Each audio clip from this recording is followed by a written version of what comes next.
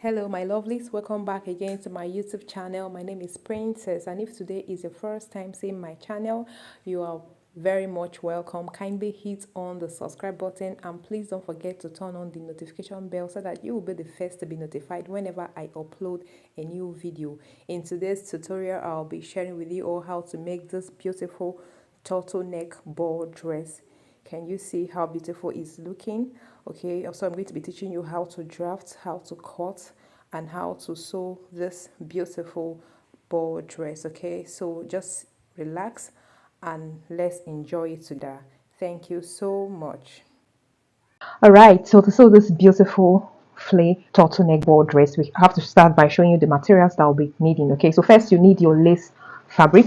This is the lace fabric I'll be using, but you can also use any good material of your choice. I'll be using this rubber lining to line up my fabric, and I'll be using this silk fabric for the sleeves, okay, and the turtleneck area.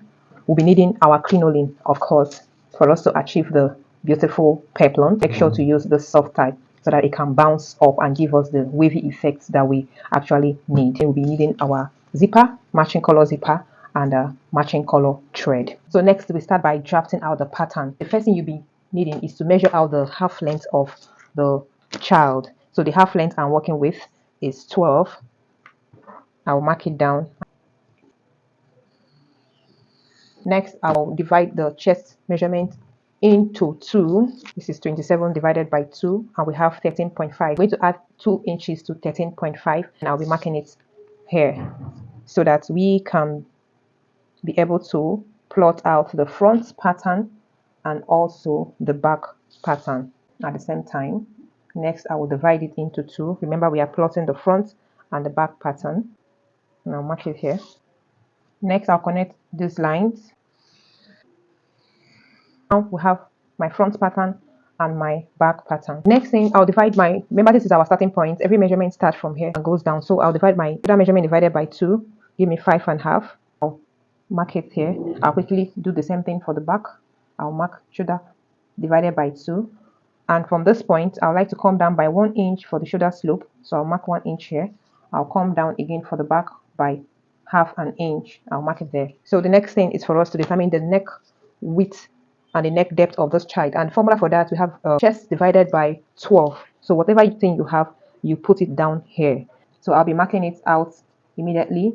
And for the neck depth, I would like to come down by 2 inches. Remember that we are doing a turtleneck for this child, and for the back I'll go down by 1 inch. I would like to connect it. Next thing, I would like to connect my shoulder slope back to the neck width, and I'll do same for the back. It makes it easier to plot both of them at the same time, especially depending on the pattern you are drafting. So after this, the next thing is for us to determine our armhole, and to do that you have to divide your chest circumference by 4 and you minus 1 to it. So whatever thing you get, you have to mark it from this shoulder slope. Don't start from this point. So from my shoulder slope, I'm going to mark my chest circumference divided by 4. I'm going to mark the results over here. Now after marking it down, I'll use my measuring tape and go down because I want this measurement to be even, and I'll measure the total length again so that I can spray it evenly. So I'm going to transfer it over here so that I will mark this line across. I hope you are understanding what we are doing. Now I'm going to connect the line with a straight line. So this line I'm marking now becomes our chest line, and it's on this chest line that we're going to plot our armhole measurements. Now having done that, I'll come over here and I would like to measure again my shoulder measurement, 5.5. I'll put a dot there. I'll go over to the back and I will do the same thing. Next thing, I'll connect the shoulder slope to this point and I'll do same for the back. There you go. Next thing, I would like to measure this and divide and mark the midpoint. So this is how I do it. Make sure you're watching me carefully to understand every part of this draft thing. So this is the midpoint. Okay, I would like to spread it here, and I will also mark that same thing here. Next, I'll connect these two lines together I would like to connect it like so.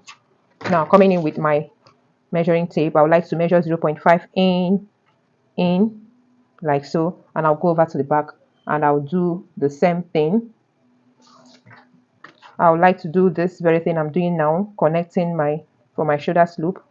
I would like to connect it to my armhole midpoint like so. And next thing, I'll do the same for the back. All right, next I will do is to divide my chest circumference by 4. My chest circumference divided by 4, and I would like to mark it here. And I'll do the same thing for the back. I will now connect this point and this point, and I'll connect this to this together. It's quite easy, isn't it? Now connect the back. I'll come over to my waist line. My waist is 24 divided by 4, and I'll mark it here. I'll do the same thing for the back. The next thing, I'll connect it, and I'll also connect for the back. There you go. Our pattern is actually taking shape already. All right, so the next thing is for you to determine the type of zipper you want at the back. I would like also plot our zipper. I would like also add our zipper allowance to this. So zipper allowance is usually 1 inch. So I'm going to add 1 inch here. This is my 1 inch. I would also like to connect this to my chest line so that it's going to be a guide. So it does not end there. Remember, we usually have bulges at the back. So I would like to tighten the back from the chest line here. I would like to come in by 0.5. And then coming over to the waistline, I would like to come in by 0.25. Just want to eliminate a little bulge there. So I'm going to connect this point to this and this, okay? And then we'll transfer it back, and then we are good to go. So this I'm marking now is going to be our true zipper line. And I'll connect it back like so. Do you see? Now I would like to transfer it inward. So I'm also replacing my 0.5 here. I'm also replacing the 0.25 here. So this is what we have. This helps us to eliminate any kind of bulge at the back. So quickly, I would like to label it. This is center front. This is side front. This is side back. And this is the zipper area, right? Okay. So I'm done. I'll cut it out now so that I can transfer it to fabric.